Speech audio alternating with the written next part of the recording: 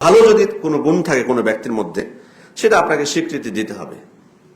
হয়তো খারাপ মানুষ বোঝা যাচ্ছে, কিন্তু ভালো তার মধ্যে গুণ আছে, স্বীকৃতি দিতে হবে। এমনকি কাফেরের ক্ষেত্রে, কোন কাফেরের ক্ষেত্রে যদি ভালো বৈশিষ্ট্য থাকে, ধরুন সত্য কথা বলে, তা আপনাকে এটা স্বীকার করতে হবে যে হ্যাঁ সত্যবাদী সে, এটা আপনাকে বলতে হবে। এটাই ন্যায় বিচার।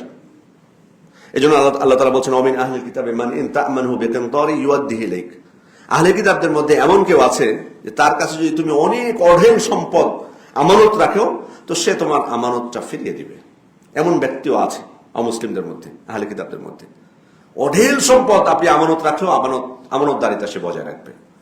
অমিনহুম মান ইন তা'মানহু বিদিনারিন লা ইউআদ্দিহি ইলাইক। তবে তাদের মধ্যে এমন ব্যক্তিও আছে যে একটা দিনারও যদি তুমি তার কাছে আমানত রাখো সে পরিশোধ করবে না, ইল্লা মা দুমতা আলাইহি কায়মান। তার সাথে যদি তুমি তাগাদা না দিতে থাকো তো সে দিবে না সেটা।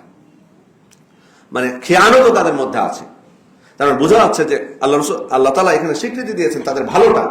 আহলে কিতাবদের, তারা তো অমুসলিম, কিন্তু ভালোটা স্বীকৃতি দিয়েছেন যে তাদের মধ্যে এমন ব্যক্তিও আছে অঢেল সম্পদ তুমি তার কাছে আমানত রাখার পরও সে সেটা ফেরত দেবে।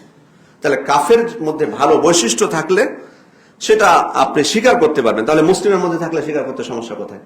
সেটা আপনি স্বীকার করবেন না কেন? তার মধ্যে যদি ভালো কোনো বৈশিষ্ট্য থাকে সেটা আপনাকে স্বীকার করতে হবে।